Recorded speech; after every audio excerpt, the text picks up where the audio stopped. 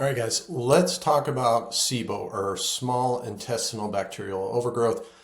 I wanted to do this video because I think a lot of the information out there about how to tackle it is wrong, and this is just a synopsis of what I would do if I had SIBO. So let's hop right into it. First of all, this sounds kind of lame to say, but you really do have to be patient. If you have SIBO, you did not get to this situation overnight. It is going to take some time for you to reverse some of these things to start a positive process moving forward. It's not going to be overnight. You can start feeling better faster, but as far as how long it might take, you're probably looking at 6 months, depending on how severe you are, but you can start feeling better much sooner than that. So first things first, you need to avoid or lower stressors. Again, sounds very easy. What am I talking about? Well, first things first, this is why I said a lot of the information out there I believe is incorrect, because, for example, a stressor that you can introduce that can make SIBO worse is extreme diets, particularly ones that avoid carbs. Now, I want to be careful to point out, I've had a number of people come to me and say, hey, I was doing carnivore, or I was doing keto.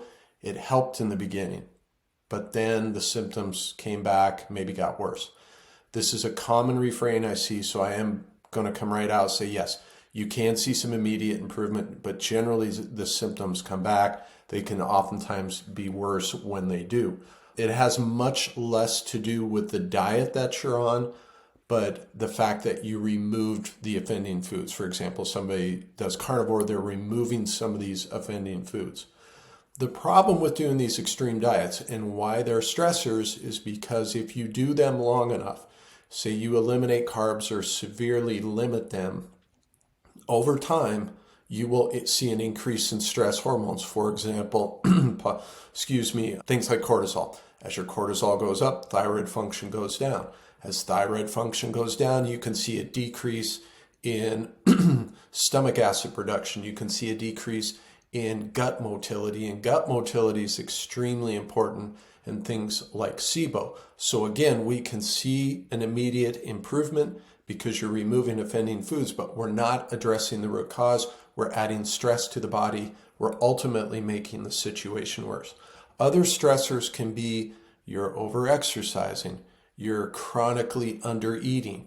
If you're not consuming enough calories and your metabolism isn't good enough to actually convert those calories into energy, you're going to have this energy deficit. Your body has to deal with that. Lack of sleep, lack of sun, emotional stress, all kinds of stressors. You do have to work on those. You have to eliminate those the best you can. Some of them are difficult to control. Things like diet are very easy to control. Now let's talk about offenders. What should you remove, or what makes sense? First of all, grains. I did a video recently on our grains healthy. Yes, I consume grains on occasion because I can, and I can get away with it. But if I was to say, should you or should you not consume grains, you should not consume grains. Really not many good things about them. You should try to eliminate them. Raw veggies, and honestly, a lot of veggies people struggle with. They're designed to not be eaten unless they're extremely well cooked. And at that point, you still haven't gotten rid of all the anti-nutrients. So I find for a lot of people, they're best avoided. I know that goes against everything people say, but that's what I find to be true. Dairy, I put a question mark because oftentimes when people have SIBO, they lack lactase and they lack the ability to break down dairy. So you may need to withdraw dairy. You can possibly reintroduce it down the road.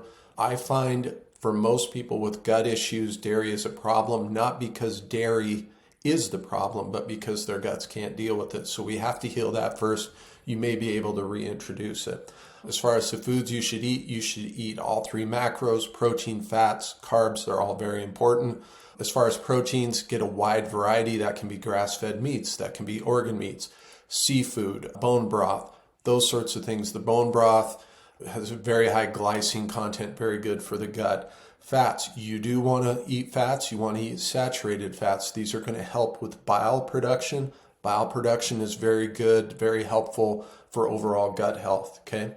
Carbs, you do want to eat carbs. You want to make them easily digestible carbs. Okay, I would start with ripe fruits, maybe some honey, some maple syrup, those sorts of things. You can do roots and tubers if you tolerate them. I find a lot of people struggle with rice, they struggle with potatoes early on, so don't think that you have to consume those. Find something that works for you, something that is easily digestible. This has also got the added benefit of kind of balancing your gut microbiome, which is really the problem with SIBO. Okay, what about tests? Should you go get a GI test? I don't find them to be all that helpful. What I do find helpful is some other tests. The problem that I have with a gut microbiome test, particularly in naturopaths, and because when I have people come to me, they've gone to traditional doctors who throw drugs at it, so they go to naturopaths or functional MDs, and then they throw supplements at it, particularly probiotics. Probiotics can oftentimes make the situation worse. I've done videos on how this happens if you want to check those out. But I think that gut microbiome test kind of sets you up for failure in the fact of they're trying to pinpoint, oh, you need this particular strain of probiotic. I think that's very difficult, almost impossible to do. Although one panel that I think can be helpful is a full iron panel. Not that iron is the issue. Again, we're coming back to the fact that we have a balance of everything. But when you get that full iron panel, what we will often see is iron is required for all sorts of growth in bacteria, fungi, those sorts of things. Again, iron isn't the issue, but when it gets too high, and it can get too high because, for example, it's often related to copper levels, and particularly ceruloplasmin, which is a carrier protein for copper, and also retinol, so natural vitamin A, those animal products we were talking about above.